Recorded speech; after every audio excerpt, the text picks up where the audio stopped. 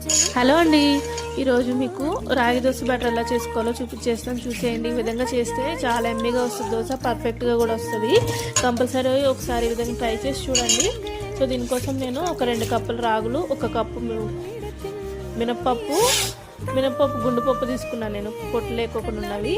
తర్వాత ఒక పిడికెడు మనకి శనగపప్పు, 1 స్పూన్ మెంతులు. బియ్యం అనేది ఆప్షనల్ అండి, నేనైతే వేసుకున్నాను టేస్ట్ కోసం. ఒక 1/2 కప్పు బియ్యం వేసుకున్నాను. అది లేకుండా కూడా చేసుకోవచ్చు, ఎందుకంటే షుగర్ పేషెంట్స్ వాళ్ళు ఉంటారు కదా. అవి వేసుకొని బాగా నీట్గా క్లీన్ చేసుకొని ఒక 5 అవర్స్ అట్లా నానబెట్టుకోవాలి. నానబెట్టిన తర్వాత ఇంకొకసారి క్లీన్ చేసేసుకొని ఈ విధంగా మనం దోశ బ్యాటర్ రెడీ చేసుకుంటాం కదా, ఆ విధంగా మిక్సీ పట్టేసుకొని నైట్ అంతా ఫర్మెంటేషన్ కోసం పెట్టేస్తే చాలా ఎమ్మీగా వచ్చేస్తుంది. నేను మీకు చూపిస్తాను ఫర్మెంటేషన్ అయిపోయిన తర్వాత కూడా. సో చూడండి ఎంత బాగా ఫర్మెంటేషన్ అయిపోయిందో. మనకి దోశ పిండి అనేది పులిస్తేనే, అదే ఫర్మెంటేషన్ అయితేనే చాలా మంచిది మనకి.